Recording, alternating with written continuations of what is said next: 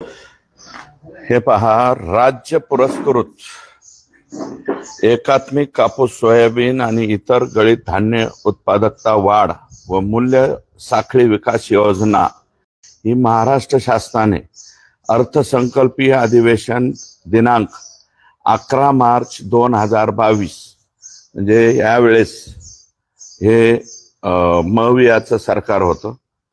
उपमुख्यमंत्री तथा वित्त मंत्री महाराष्ट्र राज्य यांनी या योजनेची घोषणा केली.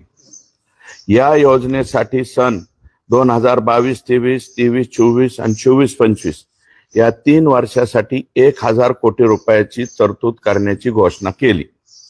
त्यानुसार कृषी विभागाने विद्यापीठातील तज्ञांच्या सहकार्याने मार्गदर्शक सूचना तयार केल्या. या योजनेत सोयाबीन व इतर गळीत व्यवस्थित ऐका बरं, या योजनेत इतर गळीत धान्य आधारित पीक पद्धतीस चालना देऊन शेतकऱ्यांच्या उत्पादकतेमध्ये वाढ करणे, उत्पादकता वाढविणे, सोयाबीन व इतर गळीत धान्य पिकांच्या मूल्य साखळीत चालना देणे, काढणी पश्चात नुकसान टाळण्यासाठी साठवणूक सुविधा म्हणजे गोडाऊन वगैरे, साठवणूक सुविधा सायलो उपलब्ध करून देणे, नवीन तंत्रज्ञान शेतकऱ्यापर्यंत पोहोचविणे, दरातील चढ उतारापासून संरक्षण देण्यासाठी तारण योजने, शेतमाल तारण योजनेची सुविधा उपलब्ध करून देणे, विद्यापीठ, शासकीय संस्था, शेतकरी उत्पादक कंपन्या यांच्या मार्फत बीज उत्पादनाच्या पायाभूत सुविधा उपलब्ध करून देणे, प्रक्रिया व साठवणूक सुविधा उपलब्ध करून देणे, शेतकरी उत्पादक कंपन्यांच्या मूल्य साखळी बळकटीकरणासाठी अनुदान देणे,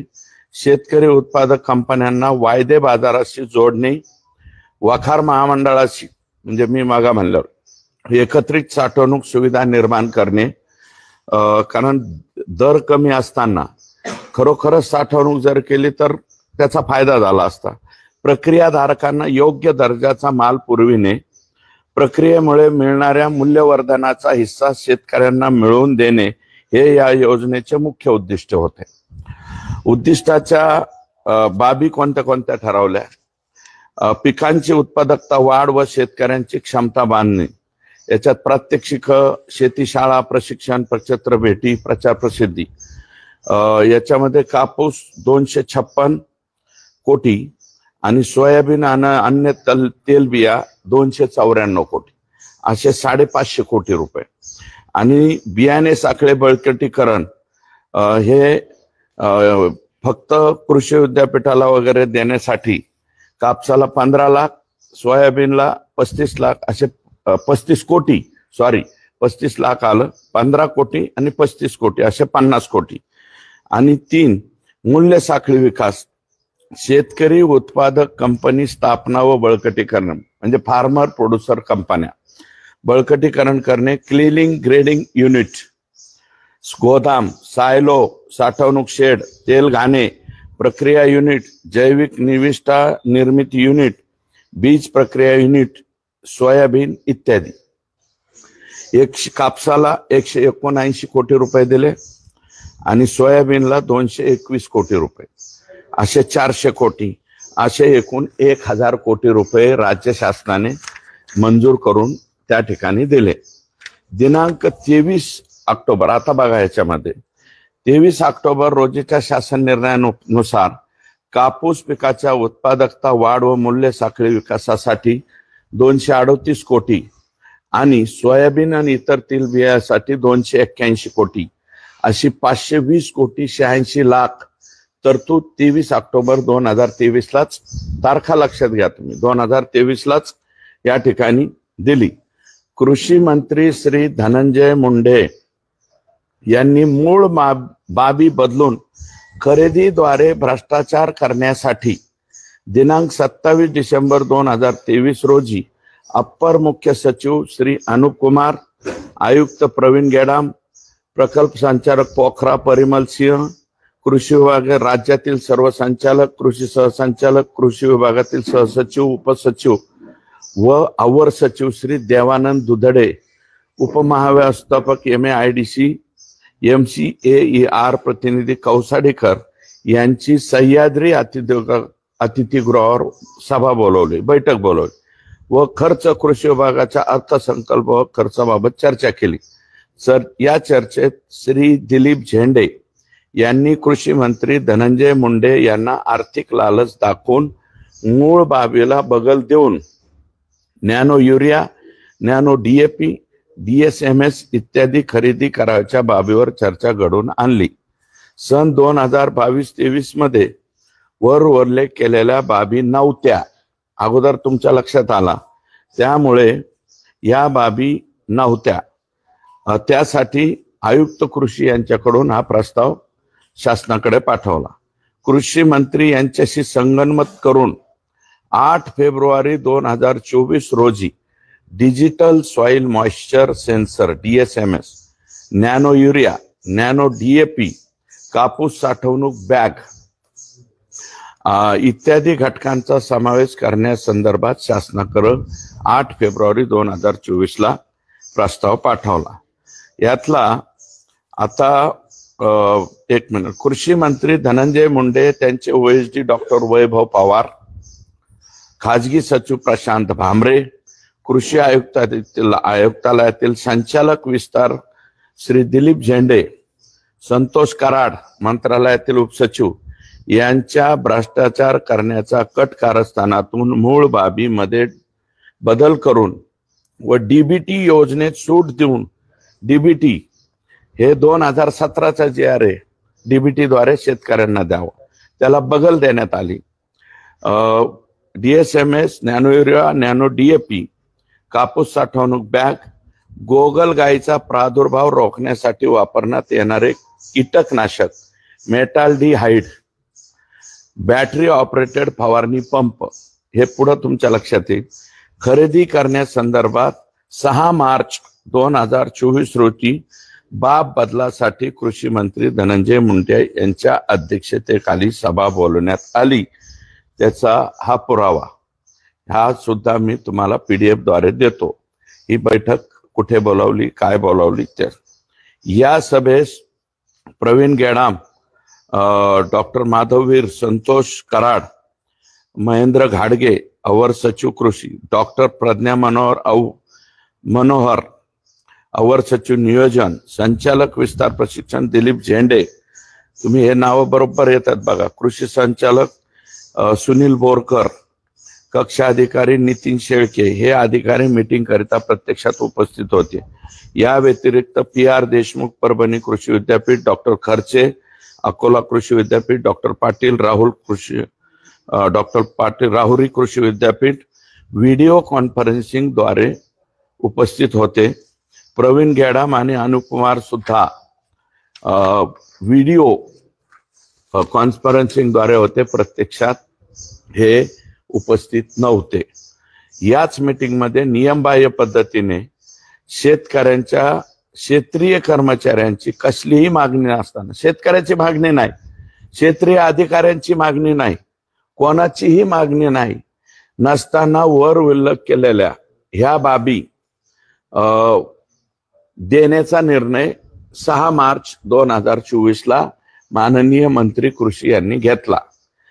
दिनांक 12 मार्च 2023 रोजी अमुस अनुप कुमार यांना बदल करण्याच्या कार्यक्रमाबाबत कृषी आयुक्त प्रवीण गेडाम यांनी धनंजय मुंडे यांच्या सूचनेनुसार प्रस्ताव दिला. त्या प्रस्तावावर 12 मार्चलाच शासन निर्णय काढून तो लगेच निर्गमित, शासनाचं फास्ट काम किती आहे बघा. 12 मार्चला प्रस्ताव गेला कृषी आयुक्तालयाकडून आणि 12 मार्चलाच मंजुरी दिली. त्याचा सुद्धा संपूर्ण पुरावा बाब क्रमांक 2चा जो पुरावा आहे हा पुरावा PDF द्वारे मी देतो. त्याच दिवशी पाठवलेला प्रस्ताव, त्याच दिवशी निर्गमित झालेला शासन निर्णय क्रमांक 2. याच्यामध्ये कापूस म्हणजे बदल कसा केला बघा.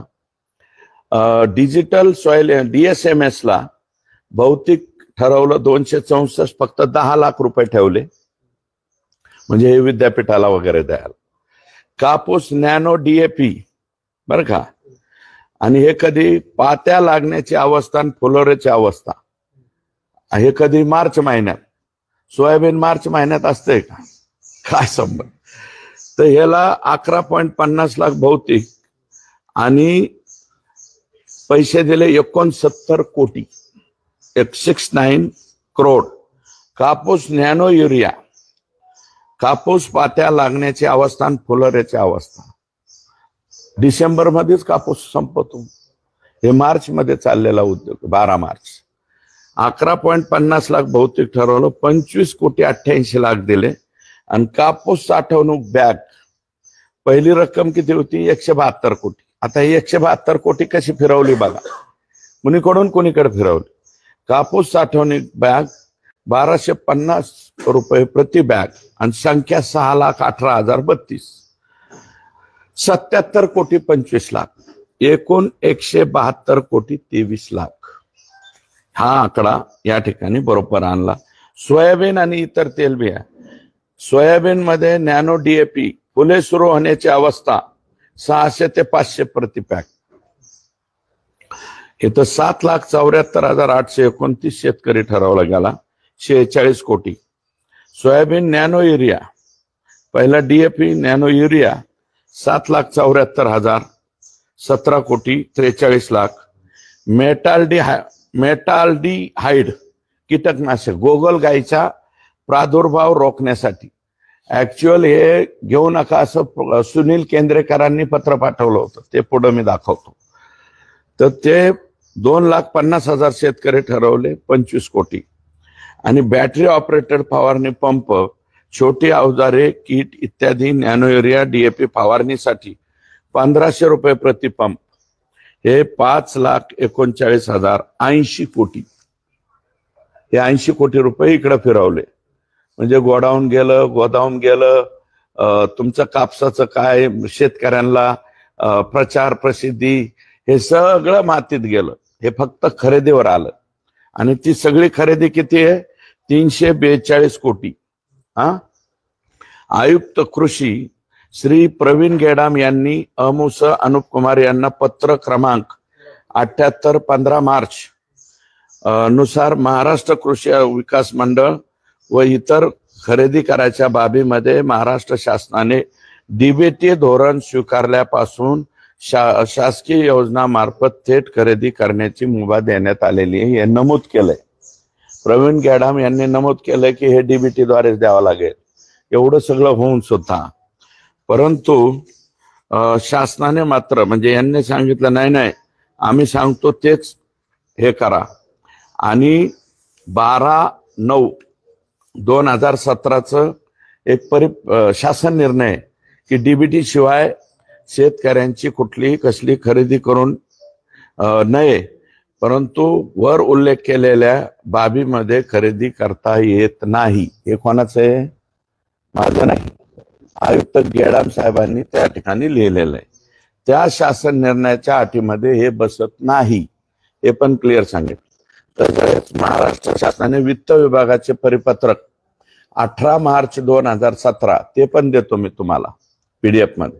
केवळ अनुदान व्यपगत होऊ नये म्हणून सो अँड सो केलं आणि खरेदीच्या प्रस्तावांना या 15 फेब्रुवारीला यांनी सांगितलं या खरेदीच्या प्रस्तावांना मंजुरी देऊ नये असं क्लिअर कट या ठिकाणी म्हणलंय.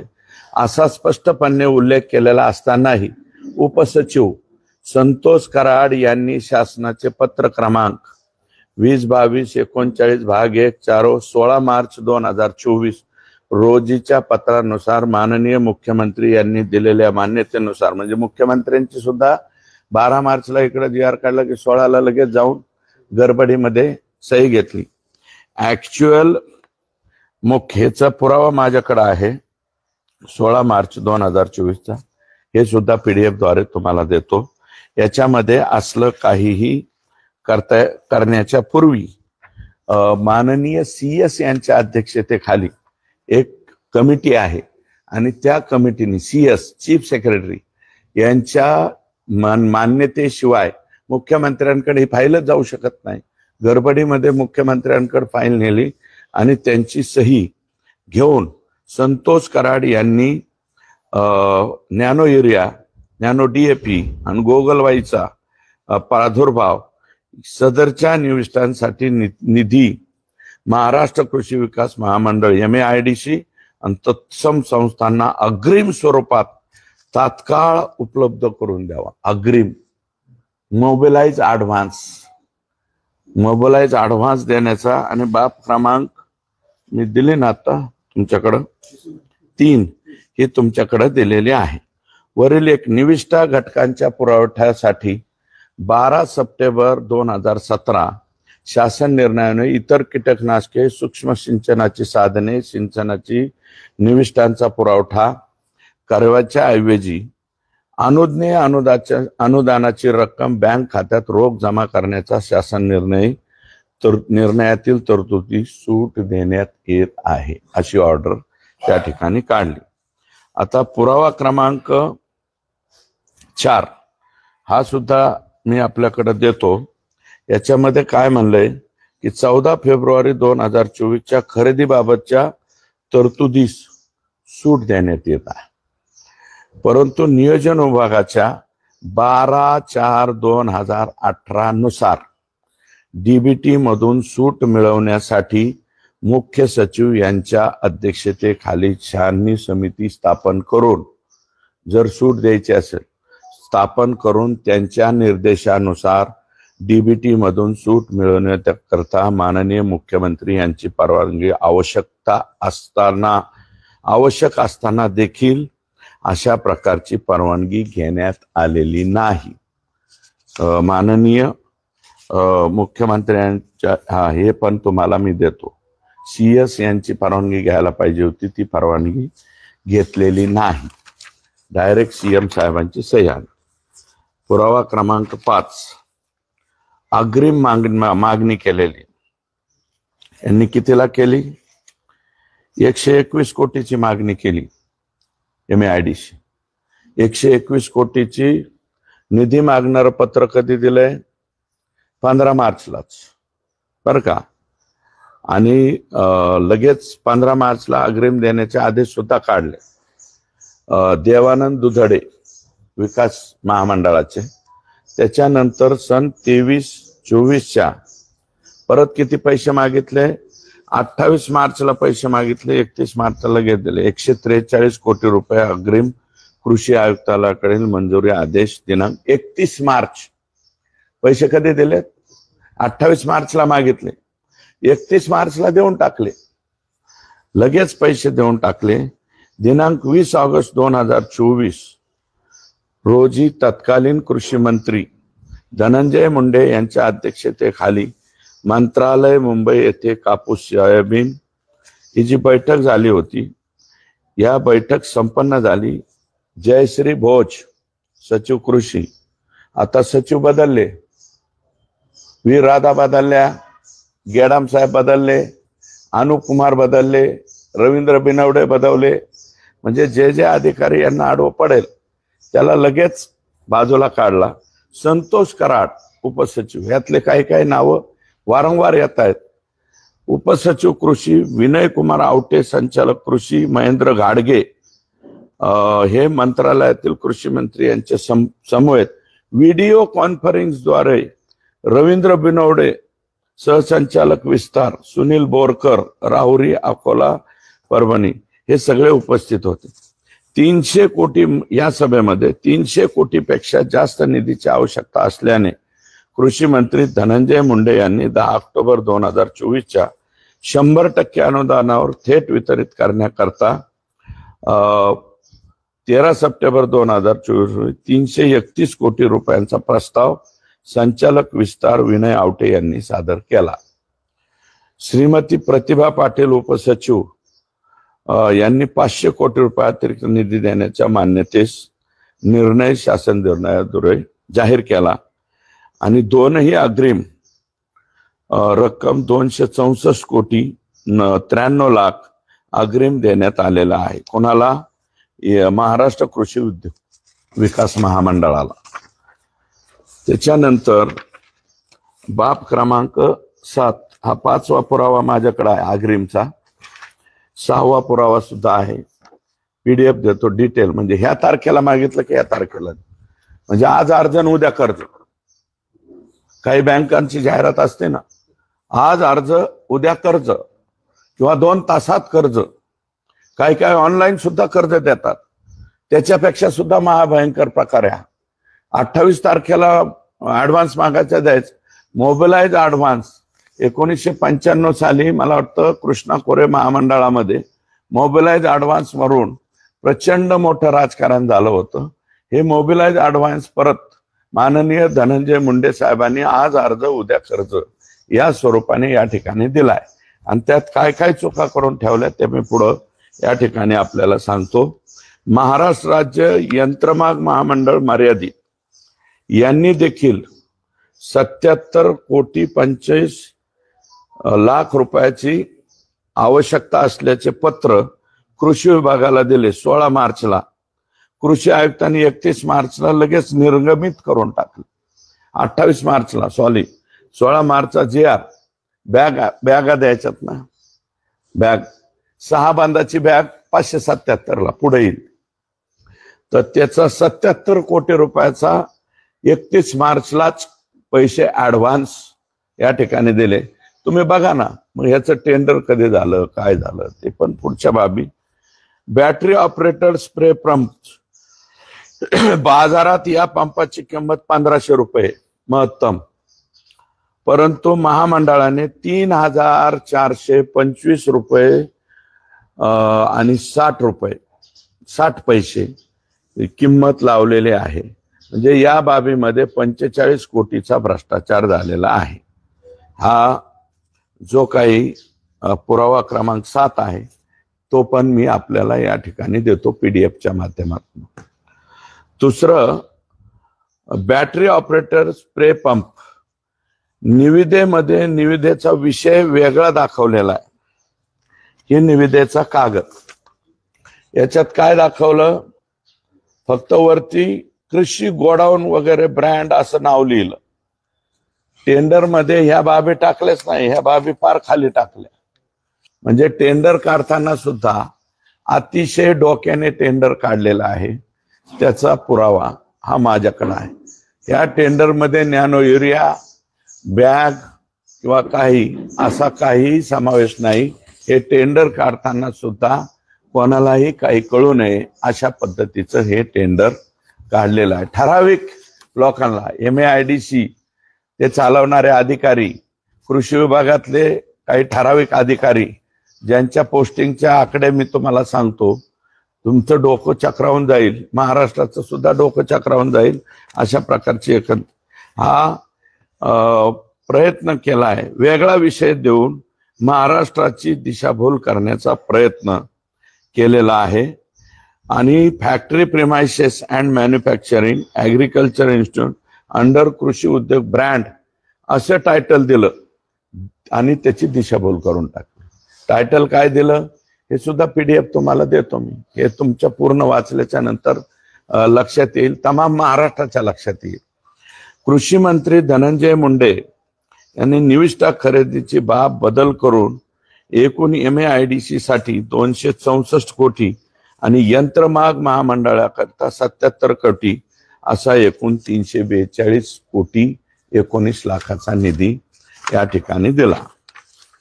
आता ही खरेदी, या खरेदीमध्ये नॅनो युरिया 112 रुपये प्रति किलो 500 मिली पॅक होता. घेताना किती घेतलाय, 220 रुपये. म्हणजे याच्यात 21 कोटी 26 लाखाचा भ्रष्टाचार. हे डायरेक्ट पैसे बाजूला निघाले, 21 कोटी 26 लाख. 2 नॅनो DAP 300 रुपये प्रति 500 मिली पॅक बाजारात मिळतो. यांनी घेतलाय किती, 590 रुपये. म्हणजे 300 रुपये 590 म्हणजे किती झाला, 10 रुपये कमी डबल. 10 रुपये कमी डबल. याच्यामध्ये 56 कोटी 76 लाख रुपयाचं अलगत बाजूला काढले गेले. बॅटरीचे कम हात चलाकीत संचलित स्प्रे पंप 1500 रुपयाला पाहिजे होता, हा घेतलाय 3425 रुपयाला. आणि 45 कोटी 53 लाख रुपये इथेही बाजूला काढले.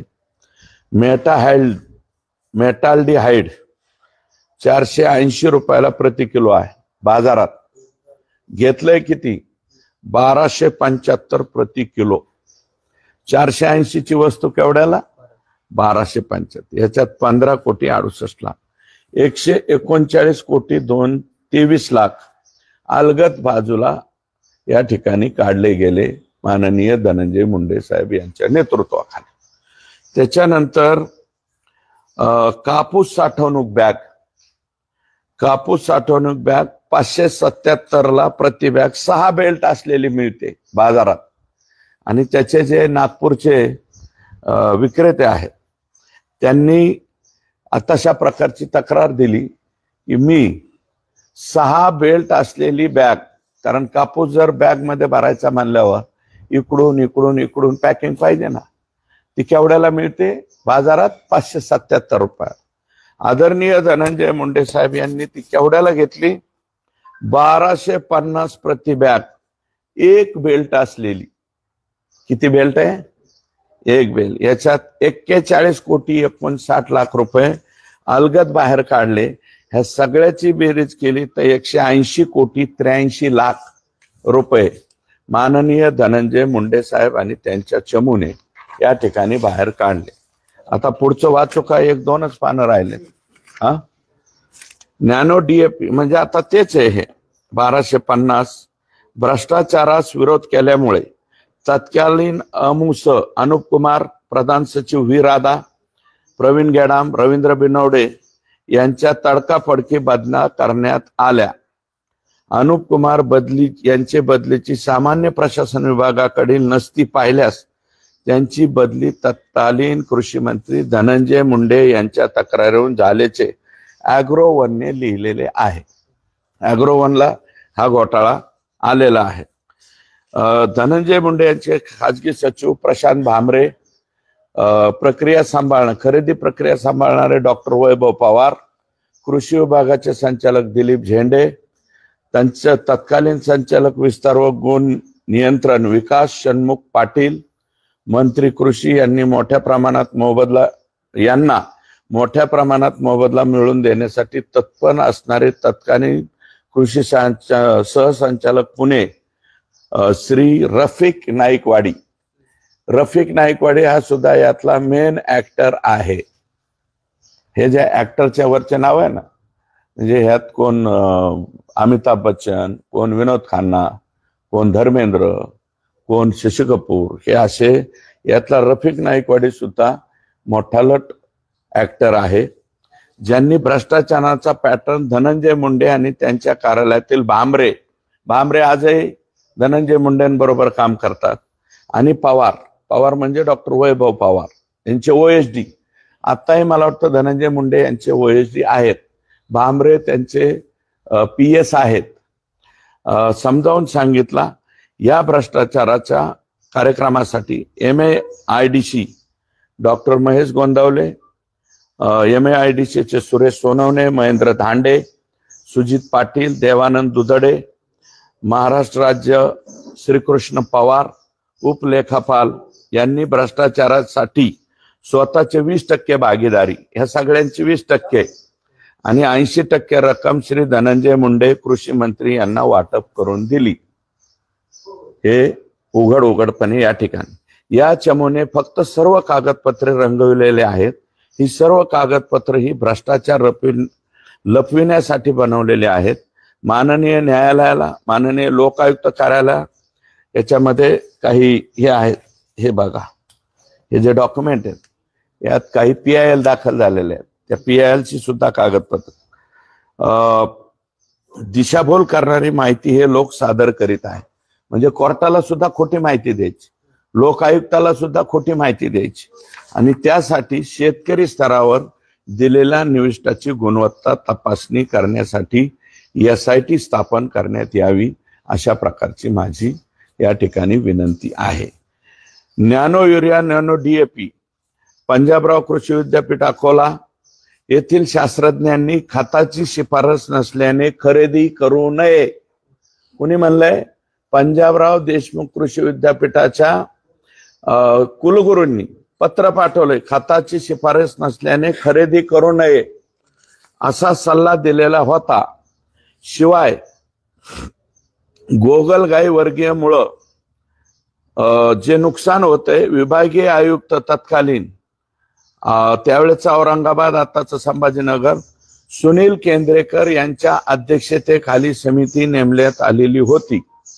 या समितीमध्ये नेहरकर, झवर, पटाईत व सर्व शासन परभणी कृषी विद्यापीठाचे आणि विभागीय कृषी संचालक छत्रपती संभाजीनगर, लातूर आणि सुनील केंद्रेकर विभागीय आयुक्त छत्रपती संभाजीनगर यांनी अहवाल दिला होता की गोगलगाईच्या नियंत्रणासाठी रासायनिक कीटकनाशकांचा वापर करू नये.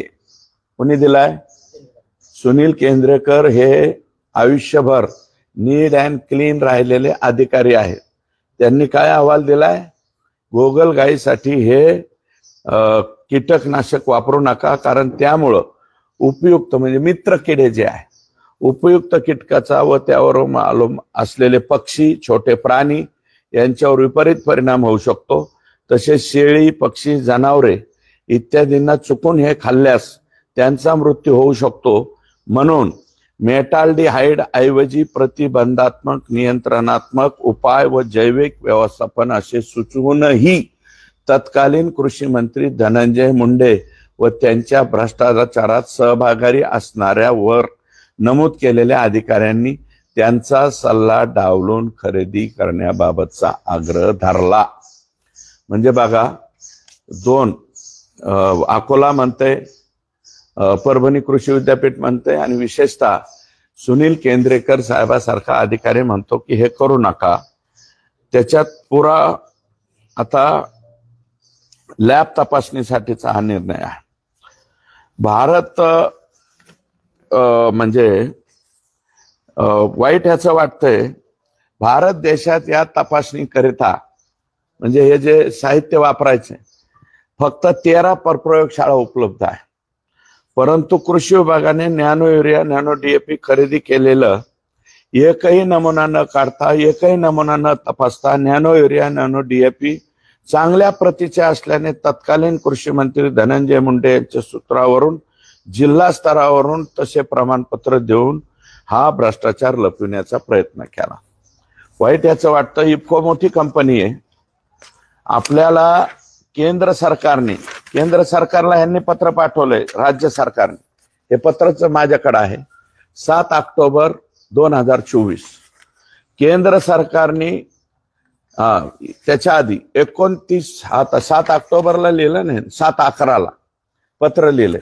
त्याच्या आधी केंद्र सरकारने 29 ऑक्टोबर 2024ला ज्या 13 लॅब आहेत त्यातली आपल्या वाट्याला कोणती लॅब दिली? Institute of nano science and technology, Mohali, Punjab. इकडून तुम्ही कोणतेही प्रमाणित करून घ्या. म्हणजे हे नॅनो युरिया, नॅनो DAP कुठं पाठवायला पाहिजे होते? मोहालीला पाठवायचे. मोहालीला पाठवण्याची तसदी घेतली नाही, फक्त पत्र कृषी विभागाने 7/11ला पाठवलंय. आणि परत यांनी पाठवले 18/11/2024ला केंद्र सरकारने यांना institute of nano science technology, sector 81, Mohali, Punjab हे परत पाठवलंय. या पत्राचा सुद्धा PDF मध्ये मी आपल्याला उल्लेख करून. वाईट याचं वाटतं, इफको मोठी कंपनी आहे. मोहालीकडून तपासायच्या ऐवजी इफको कंपनीने 22/11/2022 खरेदी कधी करताय तुम्ही? आता 31 मार्च 2024. आणि रिपोर्ट कधीचा जोडलाय? कुठला जोडलाय? कालोल युनिट पोस्ट, कस्तुरी नगर डिस्ट्रिक्ट, गांधीनगर, गुजरातचा रिपोर्ट जोडलाय. गुजरातचा रिपोर्ट जोडण्याचं काय कारण आहे? तुम्हाला मोहाली, पंजाब जर इन्स्टिट्यूट दिली असेल, हे सगळ्या 13 इन्स्टिट्यूट केंद्र सरकारने ठरवलेलं आहे. केंद्र सरकारने सांगितलेलं आहे कापूस आणि सोयाबीनच्या बाबतीमध्ये तुम्ही काम करा. ह्या लॅब मधून तुम्ही तपासणी करून घ्या. एकाही लॅब मधून एकाही याची तपासणी करण्यात आलेली नाही. हे याचे पुरावे. त्याच्यानंतर म्हणजे पुरावा क्रमांक 9, बॅटरी ऑपरेटर स्प्रे पंपा करता स्वतः उत्पादन न करता MIDC मधील अधिकाऱ्यांना पैसे खाण्यासाठी म्हणजे ते MIDC सुद्धा कोण दाखवायला MIDC ह्याच अधिकाऱ्यांच्या बगल बच्च्यांच्या नात्या गोत्याच्या ह्या कंपन्या आहेत. माझं तर म्हणणं आहे MIDCच्या खालच्या ज्या कंपन्या आहेत, प्रोड्युसर कंपन्या आहेत, या कोणाकोणाच्या कंपन्या आहेत हे एकदा तत्कालीन कृषी मंत्र्यांनी जाहीर करावं. त्याच्यानंतर मी त्यांचे संबंध कोणत्या राजकारण्याशी कोणत्या याच्याशी संबंध आहेत हे मी जाहीर करायला सुद्धा या ठिकाणी कमी करणार नाही. त्याच्यानंतर कापूस साठवणूक बॅगेच्या बाबतीत अत्यंत निकृष्ट दर्जाची बॅग दिली, ज्याचा उपयोग साठवणुकीसाठी होऊ शकत नाही बरं का. या बॅगला एकच बेल्ट आहे आणि याचं कोणी तक्रार दिलेली आहे, नागपूर नॅनो युरिया आणि DAP खरेदी केलं, एकच बेल्ट असल्याने जर बेल्ट तुटला तर शेतकऱ्याचं अतोनात नुकसान होणार आहे. तुम्ही जरा शेतकऱ्यांना पण विचारा ना, ही बॅग कशी आहे काय आहे. आम्ही बडबड करतोय म्हणून. नागपूर येथील केंद्रीय कापूस संशोधन केंद्राने 577 रुपयाची ही बॅग, ज्याला 6 बेल्ट आहेत, पुरुषोत्तम हिरोडकर यांचं नाव काय, पुरुषोत्तम हिरोडकर नामक उत्पादकाकडून घेतलेली होती नागपूरच्या लोकांनी. पुरुषोत्तम हिरोडकर यांनी या उत्पादकाने शासनाकडे या बॅगच्या निकृष्ट दर्जाबाबत व किमतीबाबत तक्रार केलेली आहे. आणि सगळ्यात हाईट आहे, ह्या कागद मी तुम्हाला दाखवतो, हा सुद्धा PDF मध्ये किंवा व्हॉट्सअपवर तुम्हाला देतो. भारतीय जनता पार्टीची मातृसंस्था असलेल्या राष्ट्रीय स्वयंसेवक संघाच्या शेतकऱ्यांसाठी काम करीत असलेल्या भारतीय किसान संघ यांनी दिनांक 26/5/2024 रोजी पत्र दिलंय. कोणाला? तत्कालीन माननीय उपमुख्यमंत्री देवेंद्र फडणवीस आणि आत्ताचे मुख्यमंत्री. 27 तारखेला त्यांनी 69-95-685 नंबर सांगतो, आउटवर्ड नंबर. हे तर काय लिहिलंय साहेबांनी, तपासून तात्काळ अमोस कृषी तपासून तात्काळ कार्यवाही करावी असं पत्र आत्ताचे मुख्यमंत्री देवेंद्रजी फडणवीस, म्हणजे फडणवीस साहेबांकडे कोण कोण गेलंय हे? नाना आखरे, भारतीय किसान संघ अखिल भारतीय कार्यकारिणी सदस्य, रामराव गोमाशे, नागपूर जिल्हा कार्यकर्ता, दिलीप ठाकरे, प्रांत प्रचार प्रमुख, भारतीय किसान संघ विदर्भ प्रांत. आता हे जे माणसं आहेत हे छोटी माणसं नाहीत ना, भारतीय किसान संघाचे प्रमुख माणसे. यांनी तक्रार काय केली? शेतकऱ्यांना मिळणाऱ्या वस्तूमध्ये लाभार्थ्यावर अन्याय, लाभ बँक खात्यावर जमा करण्याच्या म्हणजे DBT करण्याऐवजी परस्पर वस्तू खरेदीमध्ये भ्रष्टाचार व त्यात लाभार्थी शेतकऱ्यांची संख्या कमी करणे म्हणून हे पत्र दिलेलं आहे. हे कोणाचं पत्र आहे? भारतीय किसान संघाचं, म्हणजे भाजपाची मातृसंस्था असलेला RSS. बहुतेक मला वाटतं RSSचं मोदी साहेब सुद्धा डावलत नाही आणि आमचे मुख्यमंत्री त्यांची इंडोर्समेंट आहे. आणि हे पत्र मी जबाबदारीने सांगतो, अधिकाऱ्याने मला सांगितलंय, माझं नाव घेऊ नका. अधिकाऱ्याच्या समोर माननीय आका वाल्मिक कराड यांनी हे पत्र टराटरा फाडलेलं आहे, फाडून फेकून दिलं हे पत्र. मी आज कृषी आयुक्तालयाला चॅलेंज करतो, त्यांच्याकडे हे पत्र आहे का? त्यांच्याकडे हे पत्र नाहीये. मी जे हे दप्तर तपासलंय ना, 4000-4500 पानं, याच्यामध्ये कुठेही हे पत्र नाही. हे पत्र मला जिथून उपलब्ध व्हायचं तिथून झालेलं आहे. मी कुठून केलंय ते, पण माझं मीडियाला विनंती, हे पत्र तुमच्याकडे आहे का? एवढं कृषी आयुक्तालयाला. आत्ताचे कृषी आयुक्त कोण आहेत? नवीन आले, मला वाटतं काय नाव आहे त्यांचं, तर जे कोणी आले असतील ते सूरज आलेले आहेत. त्यांना सूरज मांढरे साहेब तिथं आले, त्यांना हे पत्र आहे का? म्हणजे RSSच्या भारतीय किसान संघाचं पत्र हे आका जे आता आतमध्ये आहेत गेलेले आहेत त्यांनी हे टराटरा पत्र फाडून टाकलेलं आहे आणि हे पत्र मग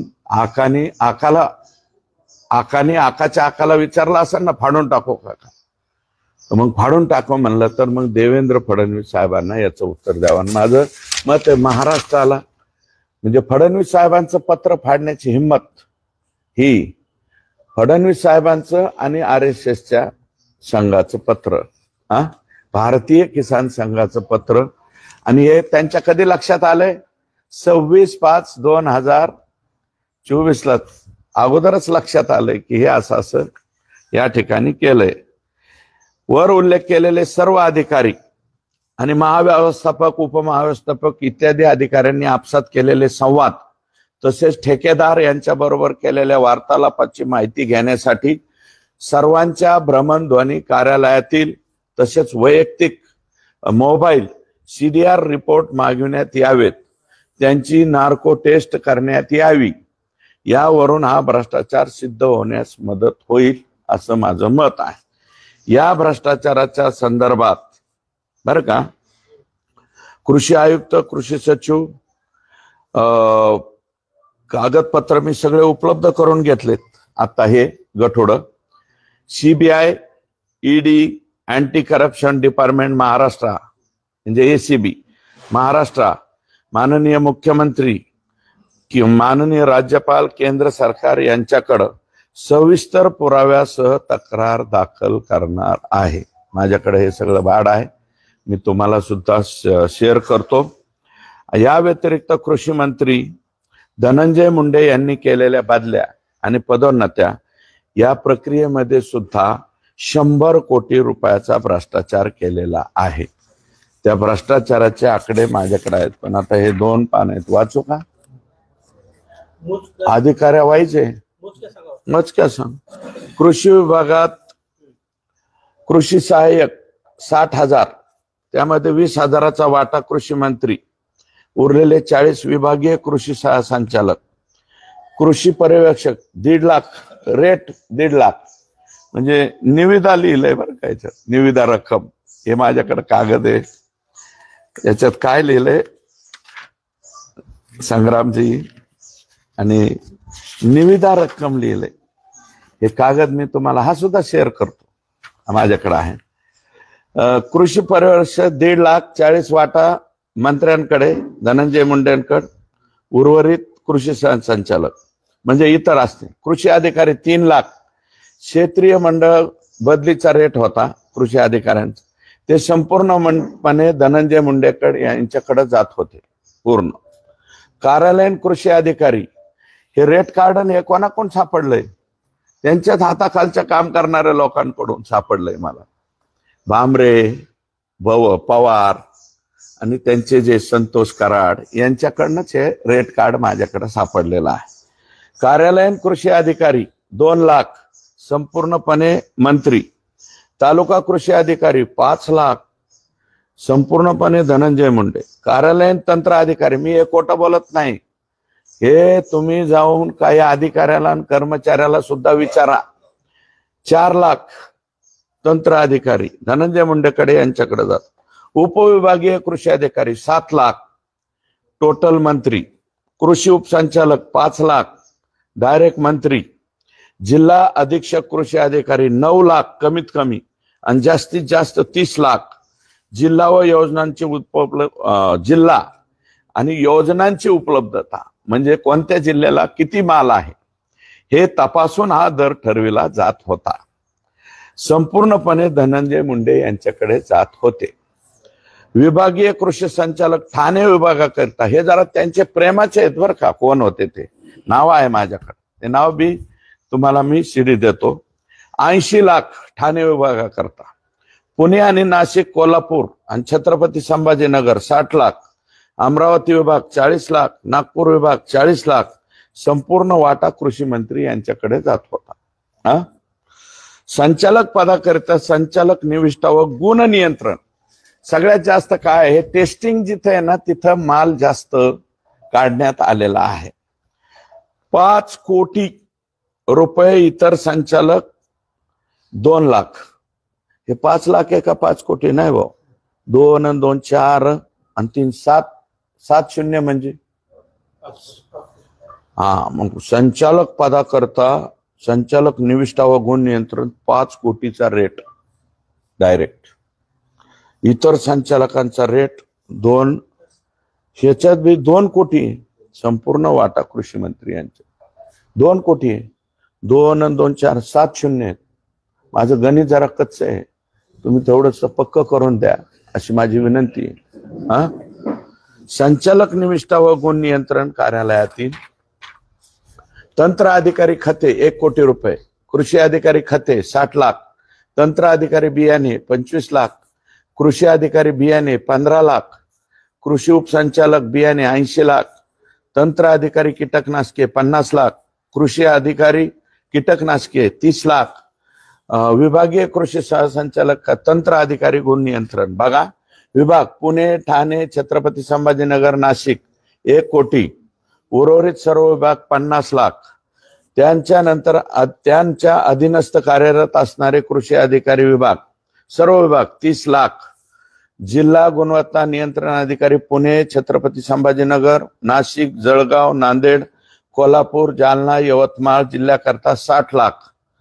नागपूर विभागातील गुण नियंत्रण अधिकारी जिल्हा स्तरावरील 10 लाख. अमरावती, मराठवाडा, कोकण, ठाणे इतर जिल्ह्यासाठी 25 लाख. पुणे, नाशिक व कोल्हापूर विभागातील इतर जिल्ह्यांसाठी 40 लाख. इतर कोणत्याही पदासाठी कुटुंबाजवळ राहण्यासाठी म्हणून मंत्री स्तरावर होणाऱ्या बदल्यांमध्ये कमीत कमी 2,50,000 रुपये. जर कृषी खात्यातल्या कोणाला आपल्या कुटुंबाच्या किंवा तालुक्याच्या गावात जायचं असेल, जिल्ह्याच्या गावात जायचं असेल तर त्याचा रेट 2.5 लाख रुपये होता. पदोन्नती प्रक्रियेतील ज्या अधिकाऱ्यांच्या चौकशा सुरू आहेत ऐका, त्या अधिकाऱ्यांच्या चौकशा बंद करण्यासाठी कमीत कमी 25 लाख ते 1 कोटी रुपये एवढे घेतले जात होते. आणि हे फाईल वरून लक्षात येईल. मी त्या फाईली आणि हे सुद्धा सगळं जाहीर करील असं माझं मत आहे. सर्व अधिकारी कर्मचारी यांच्या बदल्या पदोन्नत्यांच्या नसती यांची पाहणी आणि अभ्यास केला असता 70 ते 80% बदल नागरी सेवा मंडळाच्या शिफारसीशिवाय केलेल्या आहेत. नागरी सेवा विकास मंडळ म्हणजे माहिती आहे ना, सरकारने काय केलेलं आहे की हा जो बदली अधिनियम झालेला आहे तो सगळ्यात खाली अगोदर अधिकाऱ्यांनी करायचा आणि नंतर मंत्र्याकडे. 70 ते 80% हे बघितलेलं नाही, 20% सुद्धा पाहिलेलं नाही. सर्व बदल्या व पदोन्नतीमध्ये तत्कालीन कृषी मंत्री धनंजय मुंडे, प्रशांत भामरे, रविकिरण पाटील यांनी कृषी आयुक्तालय स्तरावरील संपूर्ण महाराष्ट्रात ठराविक एजंटची नेमणूक केली होती. प्रशांत भामरे व रविकिरण पाटील यांचे CDR परत भ्रमण दूरध्वनी CDR रिपोर्ट, कार्यालयातील दूरध्वनी तसेच व्हॉट्सअपवरील कॉल संबंधित कंपनीकडून माहिती मागविल्यास सर्व एजंटची नावे बाहेर पडतील आणि त्यानुसार ठरवलेली दरसूची सुद्धा बाहेर पडेल. या बदल्यांसाठी सुद्धा SIT चौकशी करावी, कारण हा किंवा ED कडे पाठवा 100 कोटीपेक्षा अधिकच्या रकमेचा हा भ्रष्टाचार या ठिकाणी आहे. याच्यात एकच शेवटचं वाक्य वाचून दाखवतो. हे बदल्याचं रेट कार्ड मी सांगितलं. एक वाक्य माझ्याकडे आलंय. निविदेची रक्कम अंतिम करताना कृषी मंत्र्याच्या मर्जीतील खाजगी सचिव श्री भामरे, श्री रविकिरण पाटील, श्री वाल्मिक कराड, म्हणजे वाल्मिक अण्णा आम्हाला वाटत होतं की जिल्ह्याचेच बाप आहेत. ते म्हणले ना जिल्ह्याचा बाप कोण आहे, आमच्या जिल्ह्याचा बाप वाल्मिक अण्णा. आम्हाला वाटत होतं आमच्या जिल्ह्याचाच बाप आहे, पण हे निविदा ठरविण्याच्या ह्याच्यात बी बाप गेला. तिथं वाल्मिक अण्णा कराड, श्री नागरगोजे तसेच कृषी खात्यातील एक कृषी सहसंचालक, एक अधीक्षक कृषी अधिकारी व एक कृषी उपसंचालक तसेच ठाण्याचे विभागीय गुणवत्ता नियंत्रक. ठाण्यावाल्यावरती जास्त म्हणजे ठाणे म्हणजे कसं काय तिथं गेलाय काय कळा ना बाबा. त्यांचं आणि धनंजय मुंडेंचं कसं जमलं काय, या लोकांनी जमवलं काय. तज्ञ समिती आर्थिक निकषाकरिता बैठकीकरिता बसेल. या तज्ञ समितीचे सदस्य जर वाल्मिकांना कराड असतील तर मग धनंजय मुंडे साहेब तुम्ही या तज्ञ समितीचा अध्यक्ष सुद्धा स्वतः राहायच्या ऐवजी वाल्मिकांना कराडलाच केला असेल ना, हे याच्यावरून दिसतंय. बसेल त्यानंतरच निविदा अंतिम केले जातील. काय वाल्मिकांनाच्या अध्यक्षतेखाली निविदा अंतिम केल्या जातील. निविदा अंतिम केल्यानंतर कोणतीही तक्रार ऐकून घेतली जाणार नाही. आका आले. आका म्हणजे आका फक्त बीड जिल्ह्यापुरते नव्हते. गोविंदजी आकांचं कार्यक्षेत्र संपूर्ण महाराष्ट्र होतं. तेव्हा माझी विनंती आहे की माननीय धनंजय मुंडे साहेब तुम्ही त्या माय माऊली कोण आहेत त्या दमानिया ताई, त्यांना दमानिया म्हणता, अजून काय काय म्हणता, अर्धवट डोकं अर्धवट, हे पूर्ण डोकं वापरून मी हे केलं. कृपया माझ्या प्रश्नाची उत्तर द्या आणि कागदावर लढा आता चालू होऊ द्या. तुमचा लढा चालू होऊ द्या. माझ्यावरती तुम्हाला कोणता खटला दाखल करायचा आहे बदनामीकारकचा, तो खटला तुम्ही दाखल करा. बदनामी 100 कोटीचा करा, 200 कोटीचा करा. माझ्याजवळ तर एवढं नाहीये काही, परंतु जेवढा करायचा आहे तेवढा करा. मी ह्याच्यात माघार घेत नाही बरं का. आणि तुम्ही अंजली दमानिया ताईंनी मला वाटतं हे सगळं सांगितलेलं आहे. फक्त त्यांना याचे डिटेल्स माझ्याकडे जेवढे आलेले तेवढे डिटेल्स नव्हते. हे एवढं माझं झालं.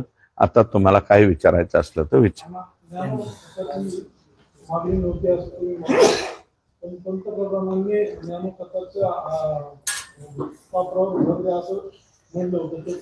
एक मिनिट ऐका, ते कुठं म्हणलं होतं ते दुसरीकडे. इथं त्या खत वापरा सगळं करा, परंतु तुम्ही लॅबची परमिशन घेतली का?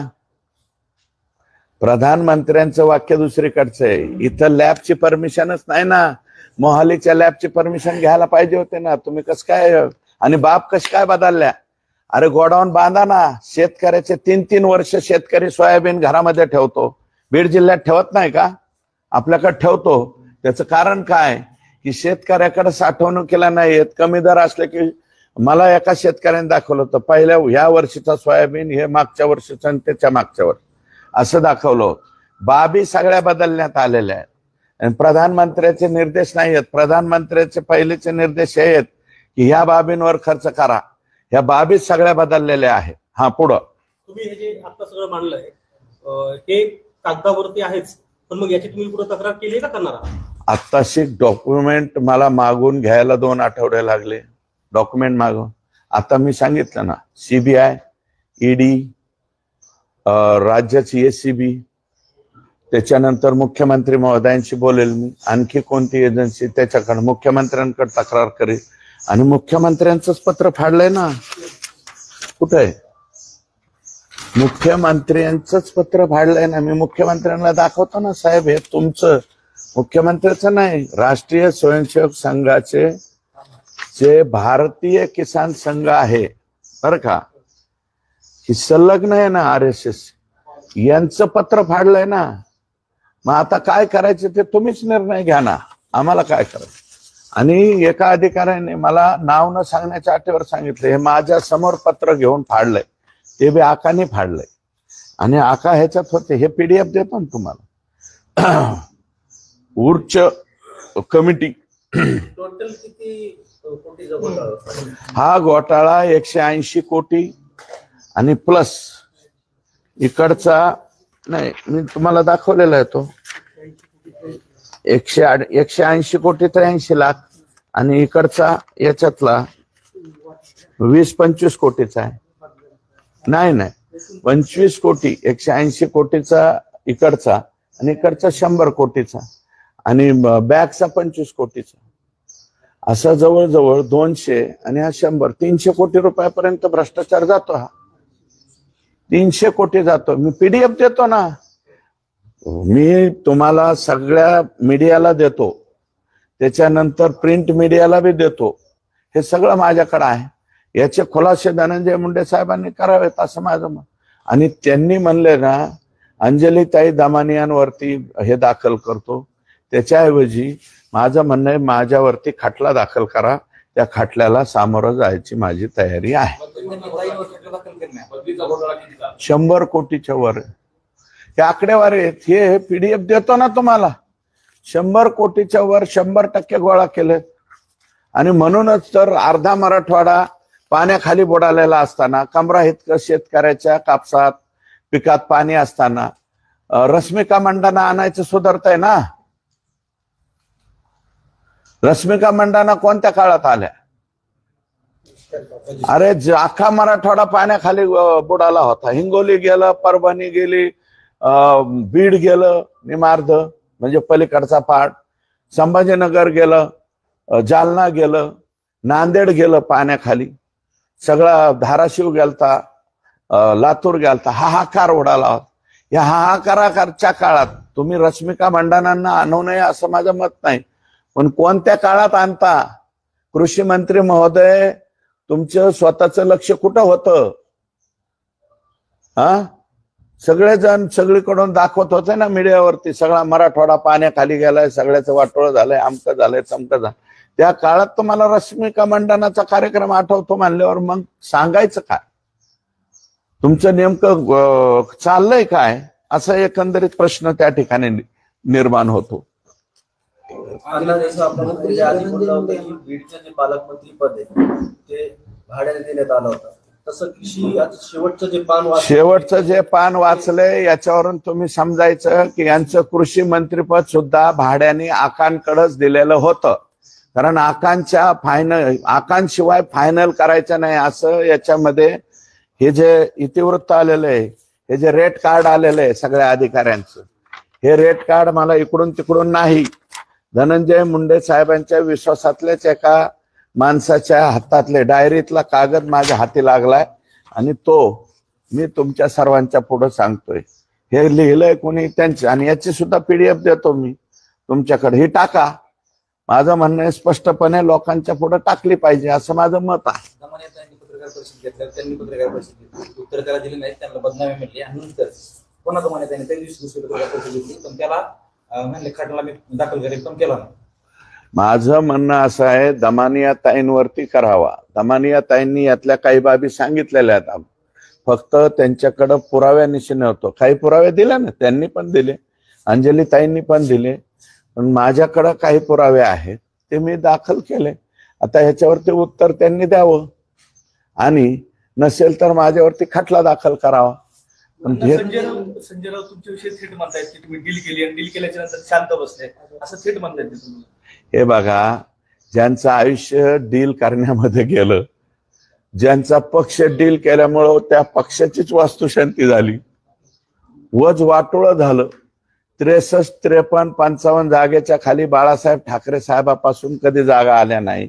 त्या 20 जागेवर ज्यांच्या डीलमुळं, जे स्वतः डीलरच आहेत, त्याच्यामुळे ते मला वाटतं जेलात सुद्धा जाऊन आले। त्यांनी सुरेश धस बद्दल डील हा शब्द वापरणं हे पटत नाही।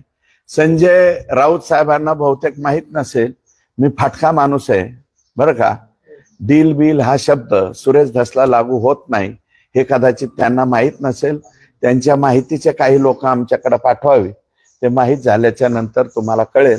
पण मला जास्त बोलायचं नाही, मी पहिल्यापासून त्यांच्यावर म्हणतो की ते इंटरनॅशनल स्पीकर आहे, त्या इंटरनॅशनल स्पीकरवर यापेक्षा अधिक मी काही बोलत नाही। आणि मला वाटतं आता विधानसभेच्या निवडणुकीच्या नंतर त्यांच्या मातोश्रीवर सुद्धा त्यांच्याबद्दल कितपत विश्वासार्हता राहिलेली हे मला सांगता येणार नाही।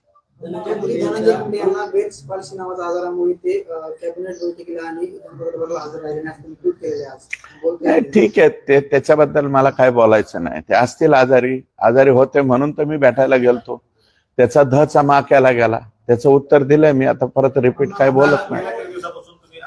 आरोप केले धनंजय मुंडे यांच्यावर आणि ते आजारी असल्यामुळे तुम्ही त्यांना भेटायला देखील गेले, परंतु त्यावेळी नेमकी काय रिएक्शन होती त्यांची? एक मिनिट ऐका, 100% भेटायला जाण्यात काय गैर आहे का?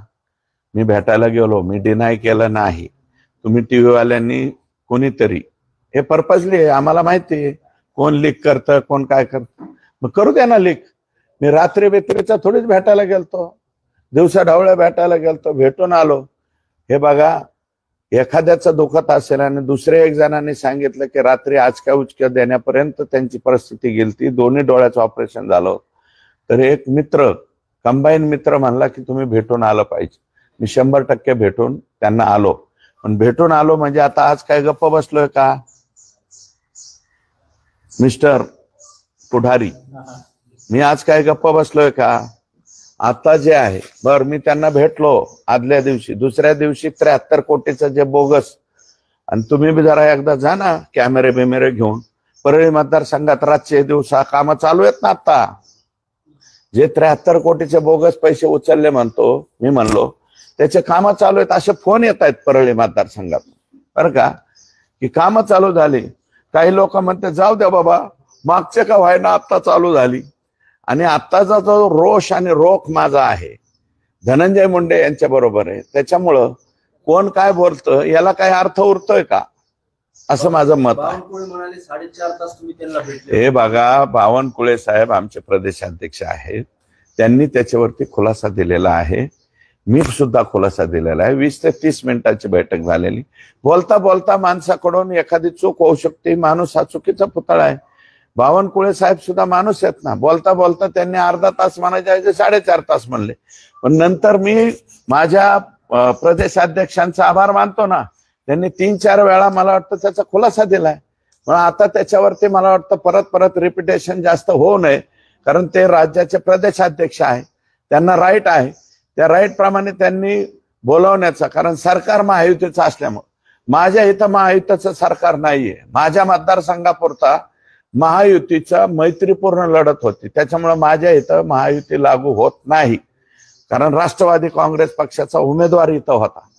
आणि आमच्या प्रदेशाध्यक्षांनी अतिशय व्यवस्थित खुलासा केलेला आहे, त्याच्यामुळे त्यांच्यावरती सुद्धा आता मला वाटतं तिरपी नजर कोणी ठेवू नये, अशा प्रकारची माझी विनंती आहे. अजितदादांनीच त्यांच्या राजीनामाचा चेंडू आता धनंजय मुंडेंकडेच टाकलेला, तुम्ही कसं बघताय आणि तुम्ही मागताय का? माझं म्हणणं आहे की ह्यांच्या राजीनाम्याचा संपूर्ण अधिकार हा अजितदादा पवार यांचाच आहे.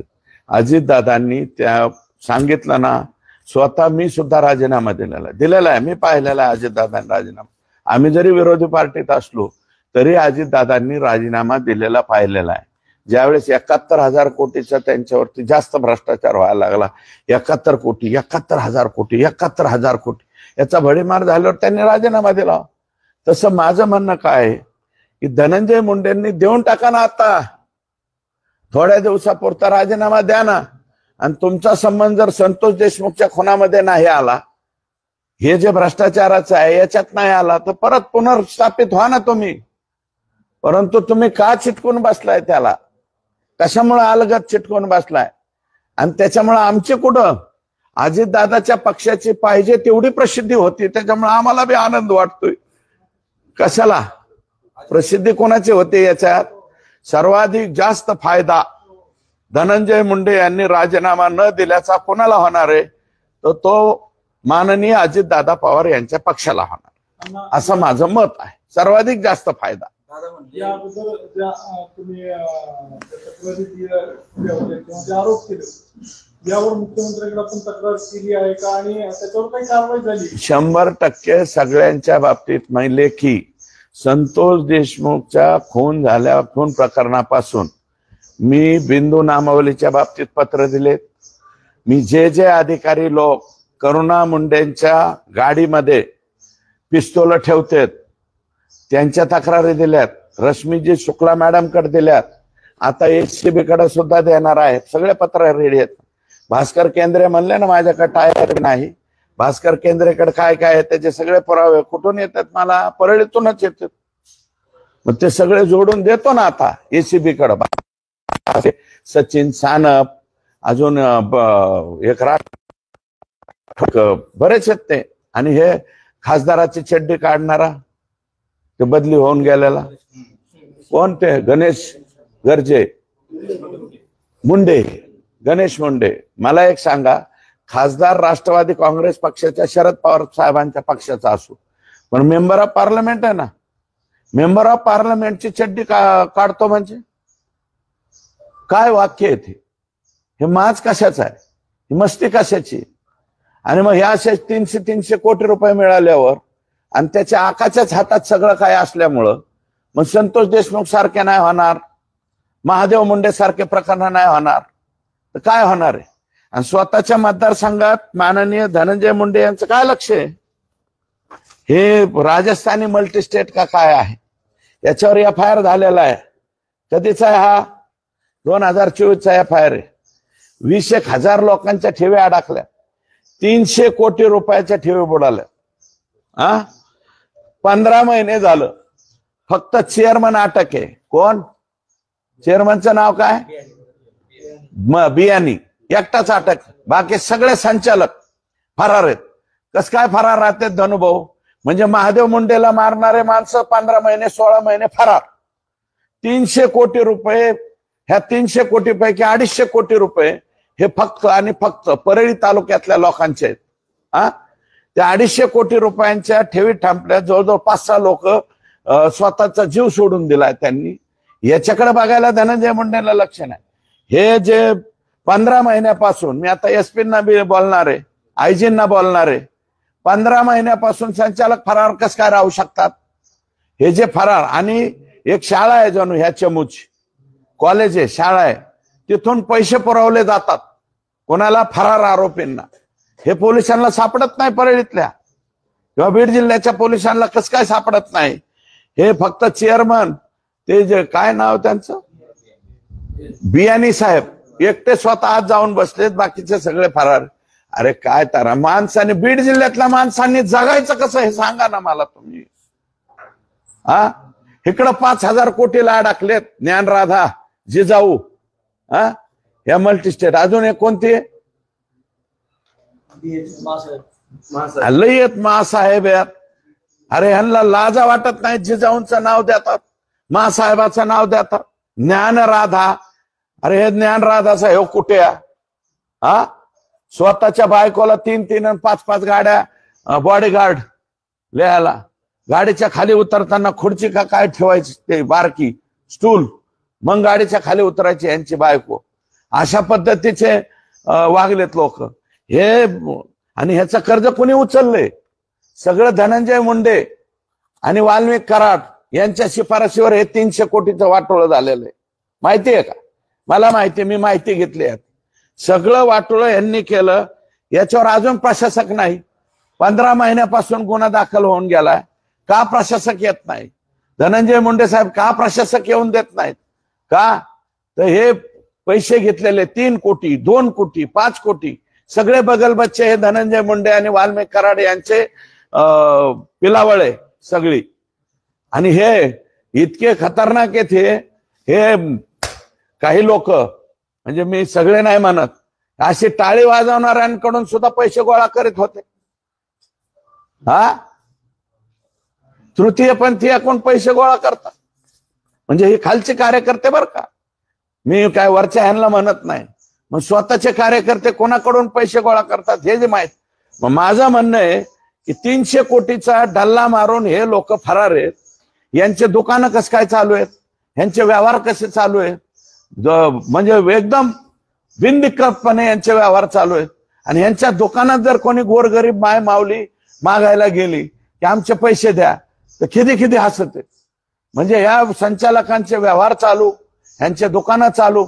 मग पोलिसांना ह्यांचे घरातले लोक बिका आणून पोलीस स्टेशनला बसता येत नाही.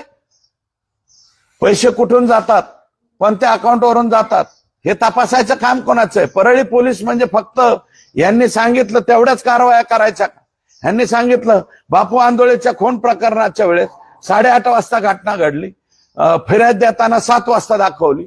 8:30च्या वेळेस बबन गीते हा वैद्यकिनीच्या हे नाही का टोल, बबन गीते तो काय माझ्या पक्षाचा नाही, परंतु बबन गीते इथं होता.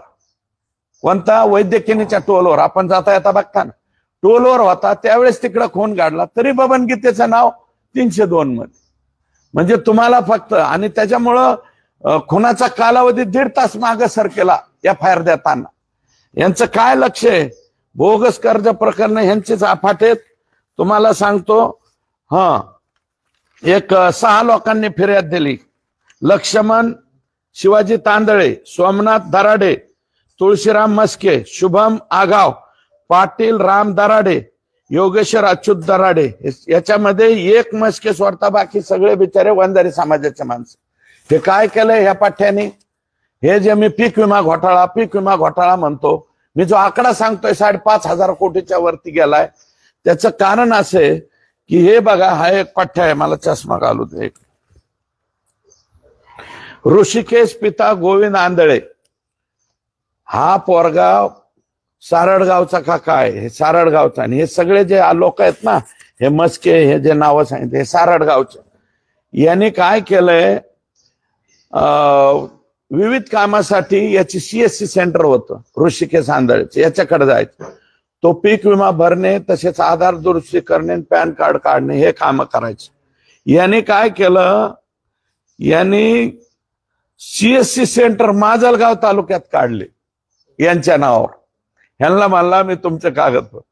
यांनी CSC सेंटर लक्ष्मण शिवाजी तांदळेच्या नावावर म्हणजे माजलगावचा रहिवासी दाखवला आणि तिथं एक CSC सेंटर काढलं. सोमनाथ दराडेच्या नावाने माजलगावला CSC सेंटर काढलं. तुळशीराम अर्जुन मस्केच्या नावाने माजलगावला, राहणार सारडगाव, तालुका माजलगाव. म्हणजे माणसं कुठून सापडायचे मला सांगा. सारडगावचा माणूस, सारडगाव तालुका, कारण ते व्हाईस चेअरमन होते बघा मुंडे साहेबाच्या कालावधीपासून, आगाव त्यांचं गाव आहे. आणि एक पंडित अण्णा बरोबर असायचं, त्यांचं बी गाव तेच आहे. तर त्या सारडगावच्या पट्ट्याने काय केलं, सोमनाथ दराडेचं माजलगाव, मस्केचं माजलगाव, सेंटर ID, त्याचे नंबर सुद्धा आहेत त्याच्यात. ह्याचे सुद्धा PDF देतो बाबा तुम्हाला. आणि असे दर्शवून शुभम शिवाजी आघाव माजलगाव, पाटील राम दराडे याचं माजलगावला, आणि योगेश्वर अच्युत दराडे यांनी CSC सेंटर माजलगाव. ह्या 6 जणांच्या नावाने CSC सेंटर खोलले स्वतंत्र. आणि त्या CSC सेंटर मध्ये कोणाचे बी गोरगरीब सगळे वंजारी समाजाच्या माणसांचे, जे रोज शेतात राबतात, जे रोज गुरामागे आहेत, जे कधीही रस्त्यावर येत नाहीत, अशा वंजारी समाजाच्या माणसांची नावं टाक. आता ज्यावेळेस धाराशिव जिल्ह्यामध्ये याची तक्रार झाली, धाराशिव जिल्ह्यामध्ये हे CSC सेंटरचं नाव आलं, त्यावेळेस हे लोक फिर्याद द्यायला गेले. हा जो ऋषिकेश पिता गोविंद आंधळे गेल्या 4-5 दिवसापासून फरार झालाय बरं का. आणि यांनी कोट्यावधी रुपये याच्याकडं, किलोमध्ये सोनं आहे असं माझी माहिती. आणि गोल्डमॅन सारखं सोनं घालतोय, फक्त फुगेसारखा अजून शर्ट शिवायचा हा शिल्लक राहिलाय. दर महिन्याला नवीन iPhone बदलतो, अशा प्रकारची सुद्धा माहिती माझ्याकडे आलेली. काय धनुभाऊ. आणि तुम्ही परत म्हणता परळीची बदनामी मी करीत नाही. हे बगल बच्चे, आणि मी विचारलं सारडगावच्या आणि तिथल्या लोक, हे वंजारी समाजाचेच लोक आहेत. तुम्ही काही झालं की जातपात आणता, OBC मराठा ठाम कुठं, हे काय, हे तुमच्याच समाजाच्या लोकांची वाटोळ केलंय. आणि देशमुख हत्या प्रकरणाला 70 दिवस झाले, त्यांना अन्नत्यागचा 25 तारखेपासून करणार. हो, मी त्यांच्या बरोबर राहील. मी देशमुख कुटुंबियापासून पहिल्यापासून आहे, शेवटपर्यंत राहील. पण सुप्रियाताई आले होते तिथे भेटायला, अगदी मनोज जरांगे पाटील सुद्धा उद्या जात आहे, आणि संजय राऊत सांगतात त्याप्रमाणे स्वतः उद्धव ठाकरे भेट देणार आहे. 70 दिवसाच्या नंतर आल्याबद्दल आभार. सुप्रियाताई सुद्धा आल्या, काही वेळा माझ्याबद्दल चांगला बोलल्या, त्याच्याबद्दल त्यांचा आभार. पण 70 दिवसाच्या नंतर कशाला उद्धव साहेब येतात तुम्ही? आता आमची विनंती, काय येऊन करणार आहेत? आता 400 फाईल होईल काही दिवसामध्ये, थोडं राहिले अजून. आम्ही काही साईड ऍक्टरच्या बाबतीत पत्र दिलंय ना, ते डॉक्टर वायबासे, महाराजा तांदळे कोणे उर्फ महाराजा, आणि ज्यांनी आकाला बाहेर जाण्याला फिरण्याला मदत केली, ते बिकड हे ते, यांच्या बाबतीत स्वतंत्र मोका लागावा. हे सहआरोपी करावेत का स्वतंत्र मोका लावा, याच्यावरती आम्ही विचार करतोय, देशमुख कुटुंबीय आणि आम्ही. कारण यांना सहआरोपी करण्याच्या नादात मेन आरोपींना जाऊ द्या, आता ते न बोललेलं बरं. त्याच्यामुळं हे मदत करणारे आणि हे सुद्धा लोक इतके बेमालूमपणे मदत करतात हा. आणि अजून मला वाटतं आज धनंजयने काहीतरी स्टेटमेंट केलंय, कोणत्या कोणत्या तारखेला मटण पोहोच होतंय आकाला जेलमध्ये, कुठं काय होतंय असं काहीतरी आलंय. इतकं कसं, पण ते तर शाकाहारी होता आका, मला कसं काय कळा ना भाऊ, का दुसऱ्याला चाललंय इतरांना, इतर जाऊ द्या मला त्याच्यावर नाही. देशमुख कुटुंबाने गावकऱ्यांची बैठक झाली, त्यांचं असं म्हणणं की आमचा प्रशासनावर विश्वास नाही, आम्ही 25 तारखेला आंदोलन करणार. मी त्याच्यापूर्वी जाऊन त्यांचं काय दुमत झालेलं आहे, ते गाव आमचंच आहे, लढवय हे गाव आहे. त्या एका गावाने 2003 इतिहास घडवलेला आहे. ते गाव काय सोपं नाही. मासाजोकर आमचेच आहेत, देशमुख कुटुंबीय आमचं आहे. आम्ही एकत्रित बसू, कोणत्या बाबीमध्ये काय त्यांना कमतरता जाणवते तर त्या बाबतीमध्ये प्रशासनावर विश्वास नाही असं कसं, त्यांनी स्टेटमेंट केलं. विश्वास आहे, काही बाबी राहिल्यात. आता तो एक आंधळे अटक व्हायचा राहिलाय, अजून ऑर्डर ह्या बी टीमच्या बाबतीत. मग मी माझी तक्रार लेखी दिली ना ह्या बी टीमच्या बाबतीमध्ये. रश्मी शुक्लांना दिले, बसवराज तेली जे आहे, बसवराज तेलींना तक्रार दिली ना ह्या बी टीमच्या बाबतीमध्ये, लेखी दिली, ती पण तुम्हाला देऊन टाकतो. अवकात नाही त्यांची आता. जरांगे पाटलांची भेट घेणार आहे नाही, ते माझं दैवत आहे. काल जरांगे पाटील उन्हा आले असतात, ते म्हणले की आता सुद्धा जखमवरती विश्वासार्हता राहिली नाही. ते माझं दैवत आहे, समाजाचं दैवत आहे, त्याच्यावरती मी अधिक बोलणार नाही. माझा फोकस हा आता संतोष देशमुख, महादेव मुंडे आणि हे भ्रष्टाचार या सगळ्यावरती आहे. आणि मी हे तडीस नेऊन लावणार आहे. आणि मला आनंद आहे की मसाजोकर आणि संतोष देशमुखचं कुटुंब हे मला वाटतं माझ्या बाजूने बोललं बरं का. मला कोणाचं बाकी काहीच नको, ते कुटुंब बोललं त्यात मी समाधानी. आणि ह्याच्या बाबतीत मी शेवट पण A to Z यांचं नीट वाकडं केल्याशिवाय मी काय आता स्वस्त बसत नाही, एवढं माझं मत आहे. जे गंभीर प्रश्न आहेत, गुन्हेगारी असेल, विकास संदर्भात असेल, या सगळ्यावर आपण सडेतोड बोलताय आणि यावर मुख्यमंत्री काही कारवाई करत नाहीत असं दिसतंय का? नाही, अजिबात नाही. मी हे वाक्य कसं वापरताय, ज्या ज्या सभागृहामध्ये मी मागण्या केल्या त्या सगळ्याच्या सगळ्या मुख्यमंत्र्यांनी मंजूर केलं, मान्यच म्हणलंय. नंतर उज्ज्वल निकम साहेबांची सुद्धा फाईल जी आहे ती मूळ झालेली आहे. आणि मुख्यमंत्र्यांनी काय करायचं ठेवलंय. अहो एक मिनिट ऐका, विकास कामाच्या तुम्ही आता विकास ह्याच्यात आणू नका. विकास होत राहील, चालत राहील. विकासाने काय दिवे लागले ते बघता येईल. माणसं जिवंत राहण्यात तर तुमचा विकास का कुठून आणून कोणाबरोबर खायचा आहे, कशाला खायचा आहे. मुख्यमंत्र्यांनी कोणती बाब टाळली मला एवढं सांगा ना तुम्ही. मोका लावला, 302 लावा, 302 लावला. ह्यांची संपत्ती जप्त करा, आता जप्त करायला लगेच प्रॉपर्टी अटॅचमेंट चालू केली. मुख्यमंत्री याच्या बाबतीमध्ये सगळ्यात बाबतीत पॉझिटिव्ह आहे. आणि देशमुख कुटुंबियाचा आणि राज्याच्या संपूर्ण जनतेचा माननीय मुख्यमंत्री यांच्यावरती देवेंद्रजी फडणवीस साहेबांच्यावरती विश्वास आहे.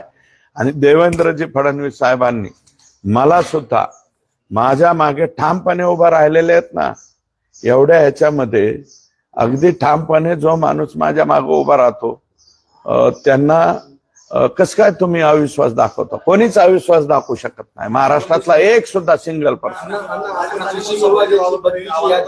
राजस्थानी त्याच्यासोबत आता ज्ञानराधा आहे, मासाहेब आहे, तर याची सुद्धा ठेवीदार जे आहेत त्या शेकडो कोटीमध्ये ठेवी आहेत. त्याबाबत 5000 कोटी आहेत, 5000 कोटी, त्यातले 3700 कोटी, 3700 कोटी एकट्या ज्ञानराधाचे आहेत. मी ज्ञानराधा, जिजाऊ, अजून कोण येते, राजस्थानी, साईराम. अरे ह्यांना लाजा तरी वाटायला पाहिजे. साईराम, साईबाबांचं नाव दिलंय, रामाचं नाव दिलंय. आणि खुशाल कुणीकडे बी पैसे वापरले. यांच्या प्रॉपर्ट्या जप्त करून हे सगळे लोक जेलात घालून. आणि याच्यामध्ये मी माननीय मुख्यमंत्री, उपमुख्यमंत्री अजितदादा यांच्याशी बोललोय, रजिस्ट्रारशी बोललोय आणि केंद्रीय रजिस्ट्रार यांच्याकडे सुद्धा जाऊन आलोय. मी त्यांच्याशी चर्चा केली की काही ना काही जसं शारदा चिटफंड घोटाळा पश्चिम बंगालमध्ये त्यातला मार्ग काढला होता तसा काहीसा मार्ग इथं काढावा लागेल आणि या सगळ्या संस्थांवरती लवकरात लवकर प्रशासक लावून यांच्या आहेत तेवढ्या प्रॉपर्ट्या तरी विकून सगळ्यात छोटे जे स्मॉल इन्व्हेस्टर आहेत, सगळ्यात छोटी रक्कम म्हणजे ज्याची 10,000, 25,000, 50,000 त्यांना तरी अगोदर पैसे ह्याच्यातून मोकळं व्हावं. कारण याच्यात ऑलरेडी म्हणजे ईडी वगैरे चौकशा लागलेल्या आहेत. ईडीने सगळे दप्तर यांचं जप्त केलंय. हा मोहाली नाही 2000 एक मिनिट आहे. इफ्कोने जो रिपोर्ट जोडलाय ना तो 2022चा आहे. खरेदी 2023-24 ची. ते मिळालं आता ते तुम्ही त्यांनाच दमानिया ताईंनाच विचारा. परंतु तो जो रिपोर्ट आहे गुजरातच्या एका लॅबचा आहे 2022चा आहे तो नाही. आता केंद्र सरकारने सांगितलेलं आहे मोहालीचा आणा, मोहालीचाच आणायला की ज्या ज्या तक्रारी बीड जिल्ह्याच्या संदर्भाने असेल किंवा संतोष देशमुख हत्याप्रकरण असेल किंवा विकासाच्या बाबतीत असतील, भ्रष्टाचाराच्या बाबतीत असतील, जे लोक आरोप करतायत आमच्या समोर माध्यमासमोर अनेक वेळा ते आरोप होत आहेत. मात्र लिखित तक्रार कुणाकडनं होती आपल्याला असं वाटतं? कारण आम्ही बघतोय आता तुम्ही तर म्हणजे न उचलणार मार्ग सगळं दप्तर लेखी माझ्याकडे. मी तक्रारी करतोय. मी जेवढे फक्त टीव्ही समोर बोलत नाही, जेवढं बोलतोय मी दाखवतो ना. शुक्ला मॅडम माझे पत्रव्यवहार दाखवतो. मुख्यमंत्री, आयजी, बसवराज तेली, त्याच्यानंतर म्हणजे सगळ्या ठिकाणी एसीबी सगळीकडं मी तक्रारी करतोय. हे ऊर्जा निर्मितीचं जे डिपार्टमेंट आहे, जे राखेचा घोटाळा आहे, त्या राखेकडं सगळीकडे तक्रारी माझ्याकडे अख्खा बंच तयार करून तुमच्या हातात देतोय का नाही, करतो का नाही ते बघा. बाकीचे लोक मला कोणाला टीका करायची नाही, काय नाही. जे जे सहकार्य करतात निदान बोलण्याची हिंमत दाखवतात तेवढे तरी बाद झालं. मी मात्र नुसतं बोलत नाही, मी रेकॉर्डवरती सुद्धा आणतोय. सगळे हे आका बाका सगळे जे आहे हे रेकॉर्ड वरती मी आणलेले आहे. यादी दाखवली, बदल्याची लेट कार्ड दाखवली, हे डील कोण करायचं? हे भामरे साहेबांनाच विचारा. याचे डील मग आकाच ना. अहो ते हार्वेस्टर मध्ये आकाचंच नाव आलं आणि आका सांगतील तसं करा म्हणाले. 9 लाख रुपये घेतले. काही लोक कंप्लेंट द्यायला पुढे आले, काही लोक नाही. मग यांनी जे लोक टीव्हीवर बोलतील त्याला नेऊन पैसे देते. तुझे किती राहिले धर माघारी. हा मग त्याच्यामुळे तक्रारी वाढत नाहीत.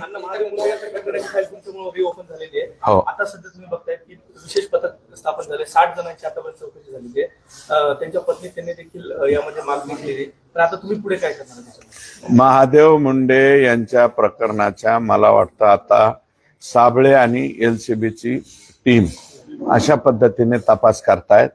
मी DYSP अंबाजोगाईची ज्यावेळेस नियुक्ती केली ती एसपींनी, ऐका एक मिनिट, एसपींनी नियुक्ती केली होती DYSP अंबाजोगाईची. त्यावेळेस मी एसपींना फोन करून सांगितलं दुसऱ्या दिवशी. अतिशय ढिल्ला अधिकारी दिला म्हणलं, हे तपास करू शकत नाही. आता साबळे का कोण नावाचे अधिकारी दिलेले, मला वाटतं त्यांनी LCB पण सांभाळलेली. LCBची टीम आणि हे 100% महादेव मुंडेचे पोलीसच्या पुढे काही झाकू शकत नाही. जगात कुठेही झाकण, स्कॉटलँड यार्ड आणि नंतर महाराष्ट्र पोलीस झाकणार नाही. हे उचलून आत घालणार. आणि महादेव मुंडेच्या माऊलीचे डोळ्यातले अश्रू आणि त्याच्या लेकराच्या डोळ्यातले अश्रू हे मी बघितलेले. त्याच्यामुळे त्यांना सुट्टी नाही. आता या सगळ्या प्रकारात तुम्ही बोंडवे कुटुंबाचा देखील उल्लेख केला होता. बोंडवे कुटुंबाच्या संदर्भात सुद्धा पुन्हा एकदा तपास करू. त्या प्रकरणाची कुठपर्यंत तपास आलाय काही? मी माहिती नाही घेतली. त्याची चौकशी चालू आहे. कारण ते आपल्या डोंबरी तलावात बुडून मारण्यात आला अशा प्रकारची त्यांच्या वडिलांची तक्रार आहे. तर त्या बाबतीत सुद्धा मी लक्ष घालेन. मस्ताजोगचे जे लोक आहेत तिकडे एक अधिकारी होते पंकज कुमावत, ते परत पाहिजे म्हणून मागणी करत आहेत. मी पत्र दिलंय मुख्यमंत्र्यांना. ऍडिशनल SP अंबाजोगाई म्हणून पंकज कुमावत यांना इथं देण्यात यावं.